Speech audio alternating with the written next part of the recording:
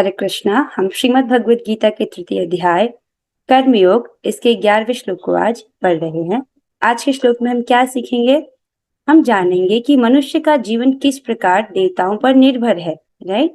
और दूसरी बात कि आध्यात्मिक प्रगति के लिए आहार शुद्धि का महत्व। तो आज हम ये दो बातें समझने का प्रयास करेंगे।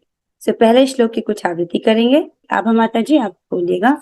देवान् भावयतानेन देवान् भावयतानेन ते देवा भावयन्तु वः ते देवा भावयन्तु वः परस्परं भावयन्तः परस्परं भावयन्तः श्रेयः परम् अवाप्स्यथ। श्रेयः परम् अवाप्स्यथ। बहुत सुंदर माता जी। कृष्ण पांडे प्रभु जी आप कीजिए।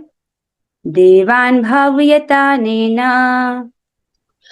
देवान् भावयतानेन ते देवा भावयन्तु वः ते देवा भावयन्तु वः परस्परं भावयन्तः परस्परं भावयन्तः श्रेयः परम् अवाप्स्यथ। श्रेयः परम् अवाप्स्यथ। प्रयास किया प्रभु जी आपने। मधुस्मिता माता जी आप कीजिए। देवान् भावयतानेन कीजिए। देवान् भावयतानेन ते देवा भावयन्तु वः ते देवा भावयन्तु वः परस्परं भावयन्तः परस्परं भावयन्तः श्रेयः परम् अवाप्स्यथ। या परमवाप्स्यथ। वेरी गुड, बहुत अच्छा किया माता जी। आप सभी ने बहुत अच्छा कोशिश किया। Let's go ahead. इस श्लोक में भगवान कह रहे हैं अनेन इस यज्ञ के द्वारा देवान भावयत अर्थात देवताओं का प्रीति विधान करो। इस यज्ञ के द्वारा देवताओं का प्रीति विधान करो। ते देवा फिर क्या होगा? वे देवतागण वह अर्थात तुम लोगों को भावयन्तु फल प्रदान कर प्रसन्न करें, राइट। भगवान कह रहे हैं इस यज्ञ के द्वारा देवताओं का प्रीति विधान करो और फिर वे देवतागण तुम लोगों को फल प्रदान कर प्रसन्न करें। ओके। एवं इस प्रकार परस्परम एक दूसरे को भावयन्तः अर्थात प्रसन्न करते हुए परम श्रेयः परम कल्याण अवाप्स्यथ प्राप्त करोगे, राइट। इस प्रकार से एक दूसरे को अर्थात मनुष्य देवताओं को, देवता मनुष्य को इस प्रकार एक दूसरे को प्रसन्न करते हुए परम कल्याण प्राप्त करोगे। आइए अनुवाद पढ़ते हैं। भगवान कह रहे हैं यज्ञों के द्वारा प्रसन्न होकर देवता तुम्हें भी प्रसन्न करेंगे और इस तरह मनुष्यों तथा देवताओं के मध्य सहयोग से सबों को संपन्नता प्राप्त होगी। पिछले श्लोक में हमने पढ़ा था कि भगवान ने इस जगत की सृष्टि क्यों की है? ताकि बद्धजीव ये सीख सके कि यज्ञ किस प्रकार करना चाहिए ताकि जिससे भगवान विष्णु प्रसन्न हो और वो बद्ध जीवन से मुक्त होकर के भगवत धाम को प्राप्त कर सके, राइट। ताकि बद्ध जीवों को भगवत धाम जाने का स्वर्णिम अवसर प्राप्त हो सके। अब इस श्लोक में भगवान कह रहे हैं कि यज्ञ जब मनुष्य करेगा तो उससे देवता प्रसन्न होंगे और देवता प्रसन्न होंगे तो वो मनुष्यों को भी फल प्रदान करेंगे, राइट। इससे क्या होगा? इस प्रकार इस परस्पर संबंध से मनुष्य तथा देवताओं के मध्य सहयोग से सबों को संपन्नता प्राप्त होगी, राइट। देखिए उन्होंने देवताओं को भी इंडिपेंडेंट नहीं बनाया है, देवता भी यज्ञ पर डिपेंडेंट है और यज्ञ किसके द्वारा संपन्न होगा? मनुष्य के द्वारा। आइए इसके तात्पर्य को समझते हैं। बहुत बहुत सुंदर तात्पर्य है इसका। अनुवाद और तात्पर्य कृष्ण कृपा मूर्ति श्री श्रीमद एसी भक्ति वेदांत स्वामी प्रभुपाद द्वारा। प्रभुपाद जी हमें बता रहे हैं देवतागण सांसारिक कार्यों के लिए अधिकार प्राप्त प्रशासक हैं। जैसे इस जगत में हम देखते हैं पुलिस, राइट, तो वो क्या है? प्रशासन अधिकारी, राइट। सरकार की तरफ से वो प्रशासन का उसका प्रतिनिधित्व करते हैं। तो उसी प्रकार जो देवता हैं वो भगवान के प्रशासक हैं, राइट। बेसिकली वे भगवान के द्वारा सांसारिक कार्यों के लिए अधिकार प्राप्त प्रशासक है। भगवान ने उनको नियुक्त किया है।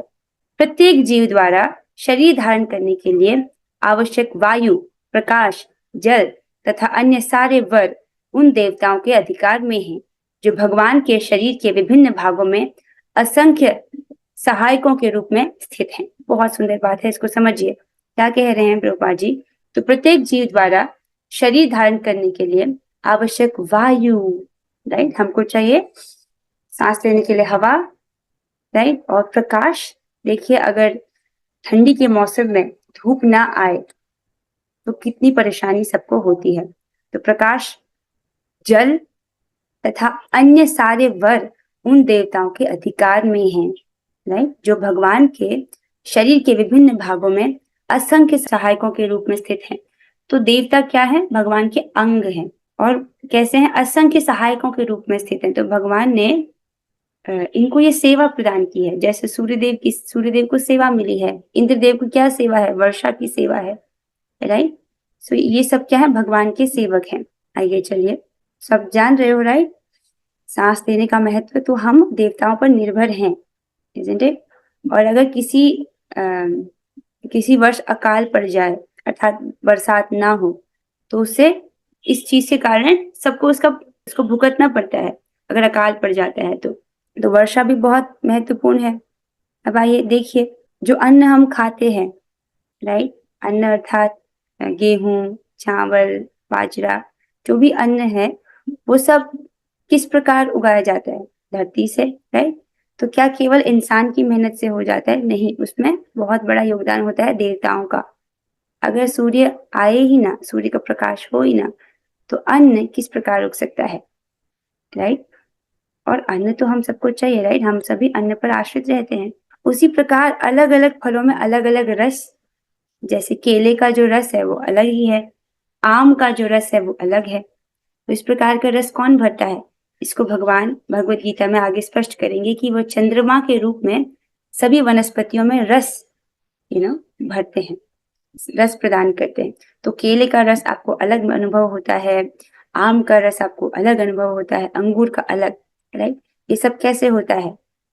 भगवान ही चंद्रमा के प्रकाश द्वारा ये सब करते हैं। तो देखा जाए तो हम देवताओं पर निर्भर हैं, क्योंकि चंद्रदेव हैं, सूर्यदेव हैं, वायुदेव, अग्निदेव, वर्षा के देव कौन है? देवराज इंद्र, जो देवताओं के राजा है, राइट। इस प्रकार हम देवताओं पर निर्भर हैं। तो जब कोई नॉर्मल व्यक्ति सूर्य को देखता है तो वो तो सूर्य को देखता है, हाँ धूप आई है, लेकिन अगर कोई भक्त देख रहा है तो वो क्या देखता है सूर्य को? कि ये भगवान की विभूति है, राइट। और क्या देखता है सूर्य को? कि ये भगवत गीता के स्टूडेंट है, राइट। भगवान इसको अध्याय 4 में बोलेंगे कि उन्होंने ये दिव्य ज्ञान सबसे पहले सूर्यदेव को दिया, राइट। तो जो दिव्य ज्ञान वो अर्जुन को उन्होंने दिया, वही दिव्य ज्ञान उन्होंने सूर्यदेव को दिया, राइट। तो भगवत गीता के स्टूडेंट हुए कि नहीं? और भगवत गीता का दिव्य ज्ञान कौन समझ सकता है? भक्तो सीमे सखा चेती, जो भगवान का भक्त है, राइट। इसका मतलब सूर्यदेव भगवान के भक्त हैं, राइट। ये भी वैष्णव है। इसीलिए जब आप सूर्य देखो, हमें उनको प्रणाम करना चाहिए। पहला, क्योंकि वो हमारे सुपर सीनियर हैं, राइट। हम भगवत गीता सीखने का प्रयास कर रहे हैं, राइट। तो सबसे पहले तो उनको बोले गए थे, राइट। तो भगवत गीता के स्टूडेंट हैं ही, भगवान के भक्त हैं और भगवान की विभूति हैं, भगवान की शक्ति हैं, राइट। इसको भगवान अध्याय 10 में स्पष्ट करेंगे। आगे चलते हैं। इसी प्रकार आप समझ रहे हो, मतलब यहाँ पर कुछ चीजें रखी गई हैं। इस प्रकार जो चीज हम खाते हैं, हम उसके लिए देवताओं पर निर्भर हैं। अन्न, जल, वायु, प्रकाश, राइट। सो इन सब के लिए हम निर्भर हैं। वी शुड बी ग्रेटफुल, हमको कृतज्ञ महसूस करना चाहिए उस चीज के लिए, राइट। अब देखिए दूसरी लाइन क्या बोली गई है कि देवतागण सांसारिक कार्यों के लिए अधिकार प्राप्त प्रशासक हैं, जो भगवान के शरीर के विभिन्न भागों में असंख्य सहायकों के रूप में स्थित हैं। अब देखिए इस बात को समझिए। जैसे मान लीजिए आप सड़क पर चल रहे हो, गाड़ी चला रहे हो या बाइक चला रहे हो, और आपने बहुत स्पीड से चलाया, तो जो ट्रैफिक पुलिस है, राइट, उसने आपको रोका और आपका चालान काट दिया। मान लीजिए वो आपसे चालान मांग रहा है 5,000 रुपए, बिकॉज आपने नियम तोड़ा है। अब क्योंकि आप जान रहे हो कि ये व्यक्ति सरकार के बिहाफ पर आपसे पैसे मांग रहा है, सरकार के बिहाफ पर चालान काट रहा है, तो आप उसको दोगे, राइट। अगर कोई भी व्यक्ति सड़क पर खड़ा हो जाए और आपको रोके और आपसे 5,000 रुपए मांगे, तो आप उसको नहीं दोगे, राइट। आप समझ रहे हो, राइट, कि ये व्यक्ति सरकार का प्रतिनिधित्व कर रहा है, राइट। आप उसको स्वीकार कर रहे हो। अब लेकिन इस जगत में परेशानी ये है कि लोग देवताओं की पूजा करते हैं, लेकिन वो ये नहीं समझते कि ये भगवान के द्वारा अधिकार प्राप्त प्रशासक है। ये नहीं समझते, वो सोचते हैं कि देवता भगवान से अलग है, देवताओं की सत्ता भगवान से अलग है, ऐसा ऐसा समझते हैं देवोपासक, जो कि गलत समझावट है। Right, I hope you can understand this. Right, जिस प्रकार ये व्यक्ति जो है ट्रैफिक पुलिस, ये सरकार का प्रतिनिधित्व कर रहा है। राइट राइट, उनके द्वारा अधिकार प्राप्त व्यक्ति है, तभी आप उसको चालान पे कर रहे हो। उसी प्रकार जो देवता हैं वो भगवान के सेवक हैं, वो भगवान के द्वारा सांसारिक कार्यों के लिए अधिकार प्राप्त प्रशासक हैं। Okay, I hope this is clear now. और पहले, दिस इज वेरी इंपॉर्टेंट, ये बात आप समझिए कि देवताओं का अनादर करने वाला कभी वैष्णव नहीं कहलाता है। देवता कौन है? भगवान के सेवक। देवता कौन है? भगवान के अंग। राइट, जैसे इंद्रदेव भगवान का हाथ है। तो आप भगवान का सम्मान कर रहे हो, लेकिन भगवान के हाथ का सम्मान नहीं करो, what is that mean? Right, तो जब भी हमको देवताओं के मंदिर भी मिलते हैं तो उनको प्रणाम करना चाहिए, क्योंकि वो भगवान के सेवक हैं। राइट, यहाँ पर कुछ ही चित्र लिए गए हैं, क्योंकि जगह में इसमें सारे देवताओं को इंक्लूड नहीं कर सकती हूँ। सो हमको उनका सम्मान करना है। राइट, अगर देवता का मंदिर भी है तो उनको प्रणाम करना है, वो भगवान के सेवक हैं। ओके, ऐसा नहीं कर सकते कि उनका निरादर करें। This is very important to understand. Okay, देवताओं का अनादर करने वाला कभी वैष्णव नहीं कहलाता। क्यों? क्योंकि देवता भगवान के सेवक हैं। इस चित्र में देख रहे हैं आप, सारे जो देवता हैं वो भगवान से प्रार्थना कर रहे हैं। जब कोई बड़ी विपत्ति आ जाती है तब सारे देवता, जैसे इस चित्र में आप देख सकते हैं, शिव जी, ब्रह्मा जी और जो देवराज इंद्र, बाकी सब जो देवता हैं, वो भगवान विष्णु से प्रार्थना कर रहे हैं कि आप शीघ्र अतिशीघ्र कृपया करके अवतरित हों। इस प्रकार की प्रार्थना कर रहे हैं। प्रॉब्लम बड़ी आ जाती है, देवता उसको सॉल्व नहीं कर पाते तो भगवान के पास जाते हैं। इस चित्र में भी आप देख रहे हो, सारे देवता जो गण हैं वो आपस में मिलकर डिस्कस कर रहे हैं कि अब हम किस प्रकार से इस समस्या को सुलझाएं। राइट, तो वो लोग भगवान जो है, भगवान विष्णु पीछे दिख रहे हैं आपको, उनका स्मरण कर उनके पास वो जाते हैं उनकी समस्या को लेकर के। जैसे जब भूमि देवी पर भार बढ़ जाता है तब ब्रह्मा जी सारे देवताओं को लेकर के भगवान विष्णु के पास जाते हैं कि कृपया करके आप अब अवतार लीजिए ताकि भूमि देवी का भार कम हो। भूमि देवी तो वैसे तो बड़े बड़े पर्वतों को सहन कर लेती है, उनका भार सहन कर लेती है, लेकिन जब पाप बढ़ जाता है उसका भार वो सहन नहीं कर पाती है। आगे चलते हैं। अब यहाँ पर एक महत्वपूर्ण प्रश्न है कि हमको देवताओं का सम्मान करना चाहिए, तो आप समझ गए। राइट, अब महत्वपूर्ण प्रश्न ये है कि क्या देवताओं का प्रसाद ग्रहण करना चाहिए? आप समझ रहे प्रश्न क्या है? क्या हमको देवताओं का प्रसाद ग्रहण करना चाहिए? अब इसको देखिए भगवान क्या कहते हैं नवम अध्याय के 23वें श्लोक में। नवा अध्याय कौन सा है? परम कुखी ज्ञान। उसमें भगवान बोलते हैं, ये प्य अन्य देवता भक्ता यजन्ते श्रद्धयान्विताः तेऽपि मामेव कौन्तेय यजन्ते अविधि पूर्वकम। क्या बोल रहे हैं? हे कुंती पुत्र, जो लोग अन्य देवताओं के भक्त हैं और उनकी श्रद्धा पूर्वक पूजा करते हैं, वास्तव में वे भी मेरी पूजा करते हैं, किंतु वे यह त्रुटिपूर्ण ढंग से करते हैं। मेरी पूजा कर रहे हैं लेकिन उनकी पूजा में क्या है? त्रुटि है, कुछ गलती है, त्रुटिपूर्ण ढंग से करते हैं। तो देवताओं के उपासक अधिक बुद्धिमान नहीं होते। इसी श्लोक के तात्पर्य में प्रभुपाद जी बताते हैं कि देवताओं के उपासक अधिक बुद्धिमान नहीं होते हैं। ऐसा क्यों है? क्योंकि वे देवताओं को भगवान कृष्ण अर्थात विष्णु से भिन्न देखने की अपराध पूर्ण बुद्धि से युक्त होते हैं। राइट, जो देवताओं के उपासक हैं वो उनकी उपासना कर रहे हैं और उनकी बुद्धि में एक दोष है। क्या है? वे देवताओं को भगवान कृष्ण अर्थात भगवान विष्णु से भिन्न, उनसे अलग देखने की अपराध पूर्ण बुद्धि से युक्त होते हैं। जब आप 10 नाम अपराध पढ़ते हो उसमें एक नाम अपराध क्या है? कि शिव ब्रह्मा आदि को भगवान से अभिन्न समझना। राइट, या शिव ब्रह्मा आदि के नामों को भगवान नाम के समान समझना। राइट, ये सब उसमें हमने डिस्कस किया था। सो आप नाम अपराध में भी उसको पढ़ते हो। तो बिकॉज वो इस अपराध पूर्ण बुद्धि से युक्त हैं और उस अपराध पूर्ण बुद्धि से युक्त होकर के वो उपासना करते हैं, इसीलिए वैष्णव को देवताओं का प्रसाद ग्रहण नहीं करना चाहिए। समझ रहे हैं इस बात को? अब दूसरा पॉइंट समझिए। यदि भोग भगवान कृष्ण अर्थात विष्णु को अर्पित होने के बाद देवताओं को अर्पित हुआ है, तब महाप्रसाद के रूप में वह प्रसाद ग्रहण किया जाना चाहिए।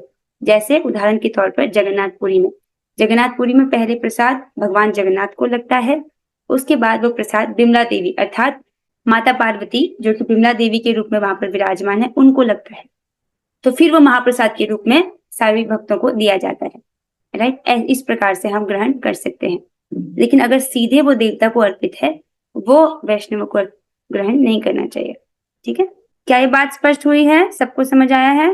राइट, जैसे आजकल नवरात्र का व्रत चल रहा है, राइट, सो इस बात का आप ध्यान रखिएगा। देखिए, जो माता पार्वती हैं, माता दुर्गा, वो तो परम वैष्णवी हैं, राइट, उनका सम्मान होना चाहिए क्योंकि वो भगवान की बहन है। देखो, कृष्ण लीला में योगमाया जी जो हैं कृष्ण की बहन है। जब कंस उनको पत्थर पर पटकने की चेष्टा से उनको गिराता है, तो वो गिरने से पहले वो ये दुर्गा देवी का रूप धर लेती है, राइट, तो वो कृष्ण की बहन है, हमको उनका सम्मान करना चाहिए। लेकिन ध्यान रखना है कि आप प्रसाद, देवताओं का हमें प्रसाद नहीं ग्रहण करना है। ओके, हाँ, हम ऑब्वियसली हमको उनको प्रणाम भी करना चाहिए, वो परम वैष्णवी हैं। तो वांछा कल्पतरुभ्यश्च कृपा सिंधुभ्य एव च पतितानां पावनेभ्यो वैष्णवेभ्यो नमो नमः। जो जैसे इसमें उदाहरण आता है कि जो माता चंडी है, उनके भक्त, उनके उपासक उनकी पूजा कर रहे थे और बलि की चढ़ाना चाहते थे, जड़ भरत की, और जड़ भरत हैं भगवान के उपासक। जो माता चंडी इतना क्रोधित होती हैं अपने उपासकों पर कि वो जड़ भरत की रक्षा हेतु अपने ही उपासकों का गला काट देती है। तो जो देवता हैं वो वैष्णवों को बहुत प्रिय होते हैं। इसको शिव जी भी स्पष्ट करते हैं कि मैं वैष्णवों को प्रिय हूँ और वैष्णव मुझे प्रिय हैं। अपने उपासकों को नहीं बोलते, वो कहते हैं मैं वैष्णवों को प्रिय हूँ और वैष्णव मुझे प्रिय है। लेकिन शिव जी क्या है, वो तो वैष्णव शिरोमणि है, राइट। अब क्यों? क्योंकि जो देवताओं के उपासक हैं वो पत्तों में पानी डालने वाला कार्य करते हैं त्रुटिपूर्ण ढंग से, राइट। अगर हमने भगवान को प्रसन्न किया है, भगवान कृष्ण भगवान विष्णु हमसे संतुष्ट है, इसका मतलब सब संतुष्ट हो गए। इट्स लाइक अगर खाना पेट को मिल गया है तो शरीर के सारे अंग जो हैं वो संतुष्ट हो जाते हैं, राइट। उसी प्रकार अगर भगवान विष्णु प्रसन्न है, भगवान कृष्ण प्रसन्न है, तो बाकी सारे देवता अपने आप प्रसन्न हो जाते हैं। Getting the point? देखिए कि हनुमान जी भगवान के भक्त हैं, राइट। पहली बात ये समझिए, ये किसी का प्रश्न है, माता जी का प्रश्न है, तो वो कह रही थी कि हनुमान जी को प्रसाद चढ़ाते तो क्या। पहली बात समझिए, हनुमान जी राम जी के भक्त हैं, राइट। और भक्त जो होता है वो केवल उच्छिष्ट ही ग्रहण करता है अपने प्रभु का। जैसे भक्तों का ये नियम, भक्त केवल अपने प्रभु का उच्छिष्ट ही ग्रहण करना चाहते हैं। अगर आप वाकई में हनुमान जी को प्रसन्न करना चाहते हो, उनको कुछ चढ़ाना चाहते हो, तो आपको उनको भगवान श्री राम को पहले देना चाहिए, उसका प्रसाद हनुमान जी को देना चाहिए। उससे वो प्रसन्न होंगे और परम संतुष्ट होंगे, क्योंकि वो भगवान के भक्त हैं। अगर कोई, सिंपल से उदाहरण से देख लीजिए, अगर भक्तों को भी कोई चीज देता है, मान लीजिए फल दिए, अगर वो अर्पित नहीं है तो भक्त उसको स्वीकार नहीं करते, समझ रहे हैं? अगर आपको वाकई में उनको प्रसन्न करना है तो पहले भगवान राम को, उसके बाद उसका प्रसाद उनको दीजिए। ओके, अब आगे चलते हैं। भगवत गीता में यह भी कहा गया है कि भगवान कृष्ण स्वयं सभी प्रकार के यज्ञों के भोक्ता हैं। भोक्ताराम यज्ञ तपसाम, भगवत गीता में भगवान इसको आगे स्पष्ट करेंगे क्या, कि सभी प्रकार के यज्ञों के भोक्ता कौन है? भगवान श्री कृष्ण, राइट। अतः समस्त यज्ञों का मुख्य प्रयोजन यज्ञपति को प्रसन्न करना है। सारे यज्ञ क्यों किए जाते हैं? ताकि यज्ञपति प्रसन्न हो जाए। और यज्ञपति कौन है? भोक्ताराम यज्ञ तपसाम, भगवान श्री कृष्ण, राइट। भगवान विष्णु भगवान कृष्ण एक ही है। इसको भगवान आगे स्पष्ट करेंगे, ओके, कि सभी प्रकार के यज्ञों के भोक्ता भगवान श्री कृष्ण है। जब ये यज्ञ सुचारू रूप से संपन्न किए जाते हैं तो विभिन्न विभागों के अधिकारी देवता प्रसन्न होते हैं और प्राकृतिक पदार्थों का अभाव नहीं रहता, राइट। अगर ये जो यज्ञ है उनको अच्छे से संपन्न किया जाए, शुद्ध सामग्री, शुद्ध जो मंत्र हैं वो भी ठीक ठीक उच्चारण, शुद्ध जो अच्छे ब्राह्मण, हर चीज का ध्यान रखा जाए, सुचारू रूप से अगर संपन्न किए जाते हैं तो जो अलग अलग देवता हैं, अलग अलग विभाग के, तो प्रसन्न होते हैं। और जब वो प्रसन्न होते हैं तो वो मनुष्यों को प्राकृतिक पदार्थ जैसे प्रचुर मात्रा में अन्न, वर्षा, ये सब आदि, ये सब प्रदान करते हैं। अब देखिए, बात ये नहीं कि केवल देवताओं को प्रसन्न किया जाए, बात यह है कि यज्ञपति को प्रसन्न किया जाए। और यज्ञपति कौन है? भगवान श्री कृष्ण। इसको प्रभुपाद जी आगे स्पष्ट करेंगे। अगर हमने भोजन पेट को दिया है, पेट संतुष्ट है, तो सारे अंग, शरीर के अंग तुष्ट हो जाते हैं, राइट। उसी प्रकार से अगर यज्ञपति अर्थात भगवान श्री कृष्ण प्रसन्न है तो सारे देवता अपने आप प्रसन्न हो जाते हैं, अलग से उनको प्रसन्न करने की जरूरत नहीं पड़ती है। ओके, यज्ञों को संपन्न करने से अन्य लाभ भी होते हैं जिनसे अंततः भवबंधन से मुक्ति मिल जाती है। यज्ञ से सारे कर्म पवित्र हो जाते हैं। जब हम यज्ञों को करते हैं उससे अन्य लाभ भी होते हैं, ये भी बोला जा रहा है। मुख्य लाभ क्या होता है यज्ञ को करने का? कि इससे व्यक्ति का चित्त शुद्ध होता है, राइट। और उसको भौतिक जो चीजें वो तो मिलती हैं, लेकिन उस उद्देश्य से नहीं किए जाते ऐसे यज्ञ, राइट। मेन उद्देश्य ये रहता है कि उसका चित्त शुद्ध हो। तो यज्ञों को संपन्न करने से अन्य लाभ भी होते हैं, इसके कुछ और बेनिफिट्स भी होते हैं। क्या होते हैं वो? जिनसे अंततः भवबंधन से मुक्ति मिल जाती है, उसका चित्त शुद्धि, राइट। यज्ञ से सारे कर्म पवित्र हो जाते हैं और कर्म भी पवित्र हो जाते हैं। तो मेन चीज है कि यज्ञ किया जाता है जिससे कि व्यक्ति का चित्त शुद्ध हो, ठीक है।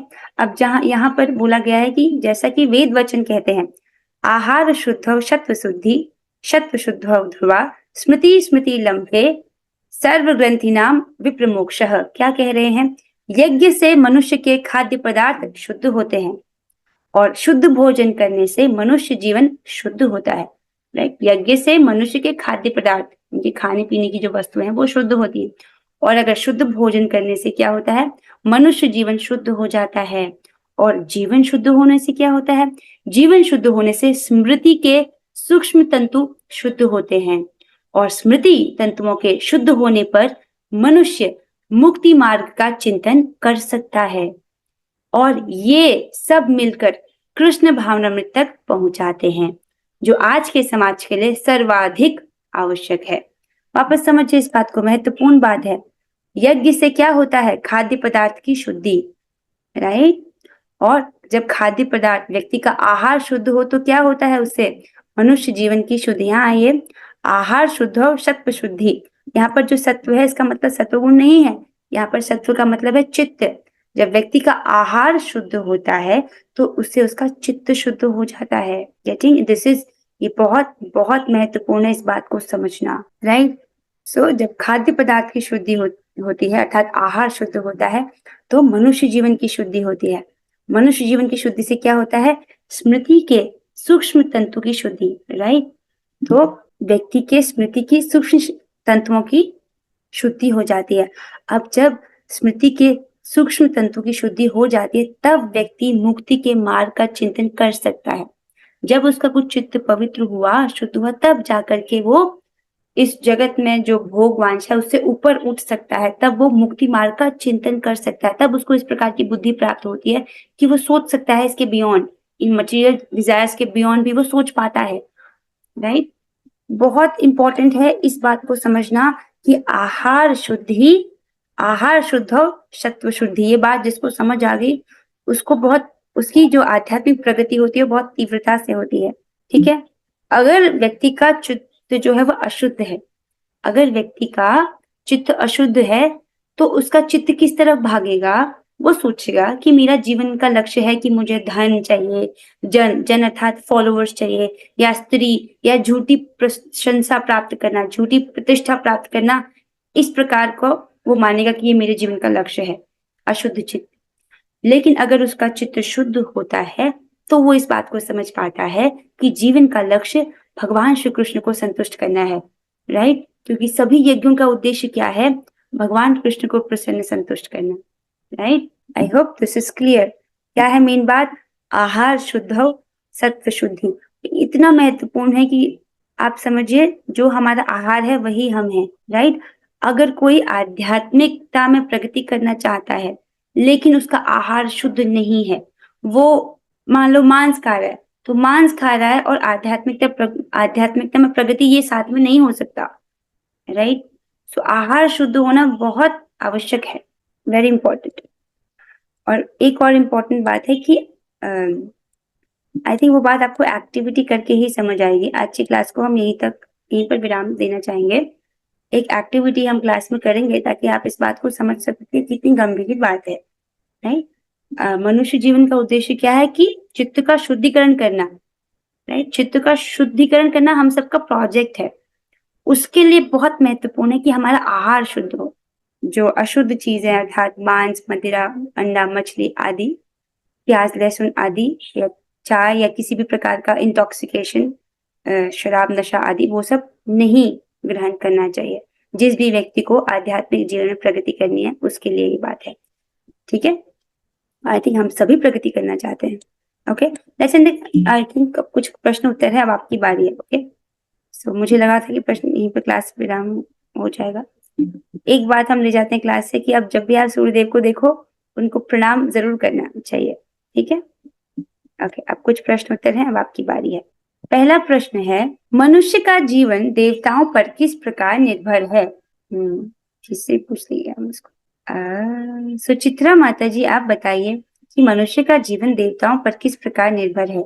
हरे कृष्ण माता जी, मनुष्य का जीवन क्योंकि देवताओं के द्वारा वायु, प्रकाश और अन्य सारे वरदान देवताओं के अधिकार में है। अच्छा उत्तर दिया आपने। ठीक है, हम किसी और भक्त से भी सुनना चाहेंगे। आभा माता जी, मनुष्य का जीवन देवताओं पर किस प्रकार निर्भर है? देवता जो है वो जैसे प्रशासन की तरह काम करते हैं, तो जो हम लोगों को वायु, जल, प्रकाश, ये सब जो चाहिए वो सब हम देवताओं के ऊपर निर्भर है उन सब चीजों के लिए। बहुत सही उत्तर दिया माता जी आपने। That was a very good answer. Thank you माता जी। अब हम चलते हैं अगले प्रश्न की तरफ। देवताओं की प्रसन्नता तथा अप्रसन्नता मनुष्य द्वारा डैश की संपन्नता पर निर्भर है। एक शब्द यहाँ पर फिल इन द ब्लैंक्स है। ओके, किसको बोला जाए? ओके, ठीक है, आप बता दीजिए सुचित्रा माता जी। हरे कृष्ण माता जी, देवताओं की प्रसन्नता तथा अप्रसन्नता मनुष्य द्वारा यज्ञ की संपन्नता पर निर्भर है। हाँ, एक मिनट, वैष्णवी, क्या ये उत्तर सही दिया माता जी ने? जी माता जी। ठीक है ठीक है, आपको भी सही समझ आया। Okay, that was the correct answer. Okay, कि देवताओं की प्रसन्नता तथा अप्रसन्नता मनुष्यों द्वारा यज्ञ की प्रसन्नता पर निर्भर है। ओके, अगला प्रश्न की तरफ बढ़ते हैं। सभी प्रकार के यज्ञों के भोक्ता कौन है? सब प्रकार के यज्ञों के भोक्ता कौन है? अब हम किसी ऐसे भक्त को बोलेंगे जिसको हमने अभी तक नहीं बोला, तो बोलेंगे दीपिका माता जी, आप बताइए। भगवान श्री कृष्ण। सब यज्ञों के भोक्ता श्री कृष्ण है। थैंक यू माता जी, हमें लगा आपने सुना नहीं। Okay, that's good. सभी प्रकार के यज्ञों के भोक्ता भगवान श्री कृष्ण है। Okay, very good. नेक्स्ट प्रश्न की तरफ बढ़ते हैं।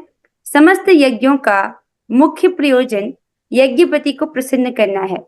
यज्ञपति कौन है? ओके, हरे कृष्ण पांडे प्रभु जी, आप इस प्रश्न का उत्तर दीजिए कि यज्ञपति कौन है? हरे सुनो, यज्ञपति भगवान श्री कृष्ण है माता जी। परफेक्ट उत्तर प्रभु जी, यज्ञपति भगवान श्री कृष्ण है। Very good answer. अगला प्रश्न है, क्या करने से प्राकृतिक पदार्थों अर्थात अन्न, वर्षा आदि का अभाव नहीं रहता? एक शब्द जाएगा यहाँ पर उत्तर में। क्या करने से प्राकृतिक पदार्थों का अभाव नहीं रहता? दीपिका माता जी, आप बताइए। माता जी, यज्ञ करने से। हाँ, यज्ञ करने से प्राकृतिक पदार्थों का अभाव नहीं रहता। Very good question, very good answer. अब आगे चलते हैं। और कलयुग में हमको किस प्रकार का यज्ञ करना चाहिए? संकीर्तन यज्ञ, भगवान के नामों का कीर्तन, अर्थात हरे कृष्णा कृष्ण कृष्ण हरे हरे, हरे राम राम राम हरे हरे, हरे कृष्ण महामंत्र का जप करना चाहिए। इसको करने से यज्ञपति प्रसन्न हो जाते हैं, अर्थात भगवान श्री कृष्ण प्रसन्न हो जाते हैं। भगवान प्रसन्न हो जाते हैं तो बाकी सभी देवता भी हमसे प्रसन्न हो जाते हैं। आगे चलते हैं। प्रश्न नंबर 6, रिक्त स्थानों की पूर्ति कीजिए। यहाँ पर 5 हैं, एक एक चीज पूछा जाएगा। यज्ञ से मनुष्य के डैश शुद्ध होते हैं। Okay, first one, Vaishnavi, you fill the first one, बताइए। माता जी, यज्ञ करने से मनुष्य का मन शुद्ध होता है। हाँ, मन शुद्ध होता है। Good, that's correct. एक्चुअली ये ना एक सीक्वेंस में लिखा गया है, विद दिस सीक्वेंस। ये जो सीक्वेंस हमने पढ़ा था उस सीक्वेंस में बताना है आपको।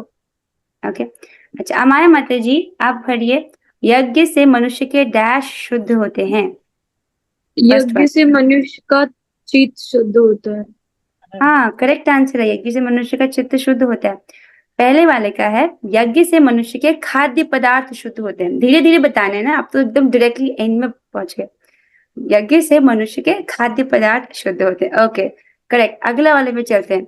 और शुद्ध भोजन करने से अर्थात शुद्ध खाद्य पदार्थ से डैश शुद्ध हो जाता है।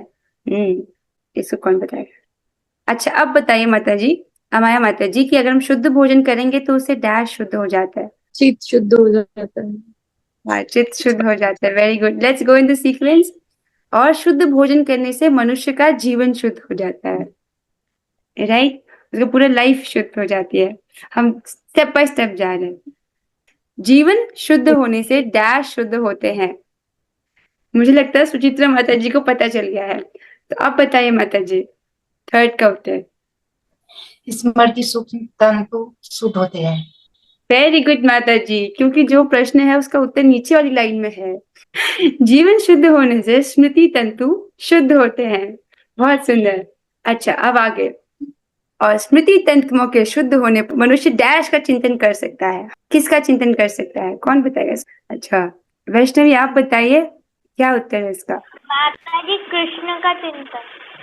हाँ, कृष्ण का चिंतन कर सकता है। Okay, that is correct answer. Archana माता जी, आप बताइए इस प्रश्न का क्या उत्तर है? स्मृति तंतुओं के शुद्ध होने पर मनुष्य डैश का चिंतन कर सकता है। अर्चना माता जी, आप बताइए। हरे कृष्ण माता जी, सॉरी माता जी, मैं म्यूट करना भूल गई। भगवान श्री कृष्ण का चिंतन। हरे कृष्ण माता जी। हाँ, भगवान श्री कृष्ण का चिंतन कर सकता है। एक्चुअली हाँ मैं जी। जो हमने पढ़ा दैट्स करेक्ट, रॉन्ग नहीं है। जिसका चित्त शुद्ध होगा उसका चित्त कृष्ण की ओर भागेगा। Correct answer, right, not wrong. हमने आज की कक्षा में पढ़ा कि जब व्यक्ति की स्मृति तंतु शुद्ध होते हैं तब वो मुक्ति के विषय में चिंतन कर सकता है। अदरवाइज वो आहार, निद्रा, भोग, मैथुन के बारे में ही सोचता रहता है। जब चित्त कुछ शुद्ध होता है तब वो दिव्य पथ के विषय में सोच सकता है, तब उसका ऐसा सामर्थ्य होता है। इसीलिए बोला जाता है शुरुआत में कि केवल प्रसाद खाइए। देखिए, जब हमने क्लास असाइनमेंट किया था उसमें एक नियम बनाया गया था कि मैं केवल प्रसाद ही खाऊंगी या मैं केवल प्रसाद ही खाऊंगा। क्यों? क्योंकि तभी आप इस दिव्य पथ के विषय में चिंतन कर पाओगे। राइट, एंड आप लोग जिस प्रकार रोज कक्षा में आते हो, मैं देख पा रही हूँ कि आपका चित्त तो शुद्ध हुआ है, तभी तो आपका चित्त कृष्ण की ओर भाग रहा है। ओके, आगे चलते हैं। और ये सब मिलकर डैश तक पहुंचाते हैं, दैट इज ये सब मिलकर कृष्ण भावनामृत तक पहुंचाते हैं, जो आज के समाज के लिए सर्वाधिक आवश्यक है। मैंने खुद ही बता दिया इसका उत्तर, क्योंकि थोड़ा समय का अभाव है। आगे चलते हैं। अगला प्रश्न है, कलयुग में कौन सा यज्ञ करने से यज्ञपति पूर्ण रूप से प्रसन्न हो जाते हैं? इसका उत्तर तो सबको पता होना चाहिए। सबको पता है ना इसका उत्तर? नाम संकीर्तन। हाँ, अरे किसने चीटिंग से बता भी दिया। अरे मैंने आपको नहीं बोला था। कलयुग में कौन सा यज्ञ करने से यज्ञपति पूर्ण रूप से प्रसन्न हो जाते हैं? ऐसा करते हैं, जो बच्चा सो रहा है उससे पूछते हैं। कोई ऐसा है जो एक्चुअली चेक करते हैं कि बच्चे सुनते हैं कि नहीं? कमल हासन प्रभु जी, क्या आपने सुना? इसका उत्तर क्या है? क्या आप हो प्रेजेंट क्लास में? यस, हरि Oh, बोल wow. माता जी। हरे कृष्ण कृष्ण कृष्ण हरे हरे, राम हरे राम, राम राम हरे हरे। बहुत सुंदर प्रभु जी, अरे वाह, आप एक्टिवली सुनते हो, दैट्स गुड। यस, तो ये हरे कृष्ण महामंत्र का जप करने से यज्ञपति जो कौन है, भगवान श्री कृष्ण, वो पूर्ण रूप से प्रसन्न हो जाते हैं। राइट, अब यज्ञपति प्रसन्न हो गए तो बाकी सब तो प्रसन्न हो ही जाते हैं। It was a very very good discussion. आप सभी ने बहुत अच्छे से पार्टिसिपेट किया। अब अंतिम बात, आज जो आपने सीखा, जो भी कोई एक बात आपने सीखी है उसको लिखना ना भूलिएगा। अगर जो लोग रेगुलरली क्लास में आते हैं, अगर आप Bhagavad Gita sincere study group में ज्वाइन नहीं है, आप मुझे मैसेज कर सकते हैं। ओके, नाउ अब हम 3 बार हरे कृष्ण महामंत्र बोलेंगे। With this we are ending the class here. Let's do it together. Hare Krishna Krishna Krishna Krishna Hare Hare, Hare Ram Ram Ram Hare Krishna Hare Krishna Krishna Ram Krishna Hare Ram Hare Ram Ram Hare Ram Hare Krishna Ram Krishna Krishna Hare Hare Hare Krishna Krishna Hare Hare, Hare Ram Ram Ram. जय श्री प्रभुपाद की जय। भगवत श्री हरे कृष्णा